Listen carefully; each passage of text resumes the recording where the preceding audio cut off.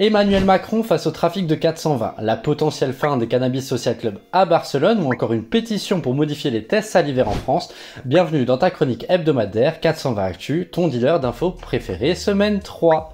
Actualité numéro 1, l'UPCBD, l'Union des professionnels du cannabis bien-être et détente, a déposé une pétition sur le site de l'Assemblée nationale appelant à une modification des seuils de THC au volant. On t'en parlait dans le 420 Actu semaine 1, et d'ailleurs je t'invite vraiment à la regarder pour que tu comprennes l'aberration autour de ce sujet, et aussi pour nous soutenir. Et dans ce 420 Actu, on te disait que l'UPCBD ne comptait pas baisser les bras suite au rejet de leur recours devant le Conseil d'État concernant justement les contrôles au volant. Parce qu'aujourd'hui, clairement, les contrôles au volant, ça se passe exactement comme ça. Mais monsieur, la languette elle est positive, alors vous allez me donner votre permis là. Bah monsieur, c'est du CBD. On s'en bat les couilles, CBD ou pas, t'es un sale drogué, je veux ton permis. Faire une prise de sang, tu verras. Ah merde, la prise de sang, tu me donnes ton permis, point barre. Bref, tu l'as compris. La pétition requiert 100 000 signatures. Alors je sais, 100 000 ça peut paraître beaucoup, mais comparé au nombre de consommateurs, bah en fait 100 000 c'est rien. Donc va soutenir la démarche en signant la pétition et en partageant un maximum. Il n'y a que comme ça qu'on pourra faire avancer les choses. On te met son lien en description. Actualité numéro 2, ça craint pour les Cannabis Social Club de Barcelone. On en entend parler depuis 2021, de la potentielle fermeture des Cannabis Social Club à Barcelone justement.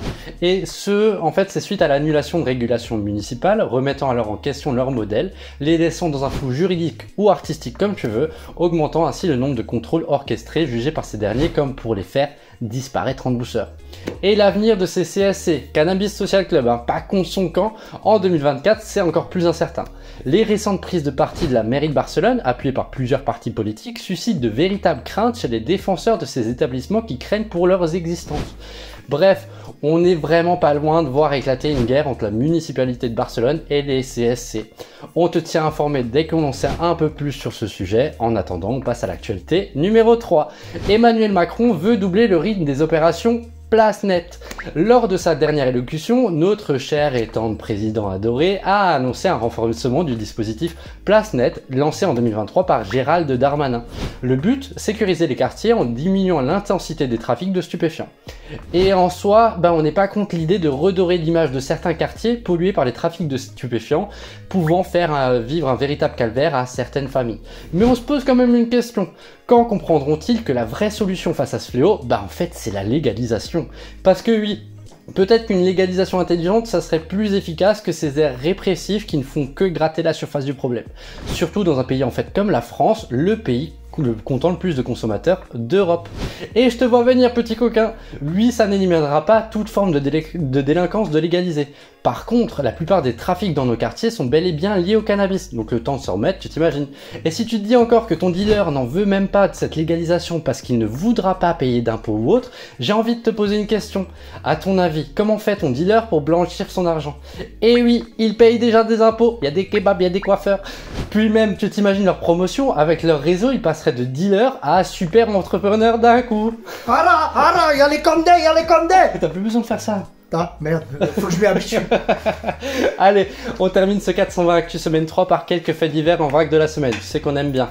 Dans l'un, une éducatrice se retrouve sur un petit nuage après avoir goûté un gâteau surprise concocté par un jeune résident du foyer. Le coupable, pris de remords, avouera plus tard avoir préparé des space cakes.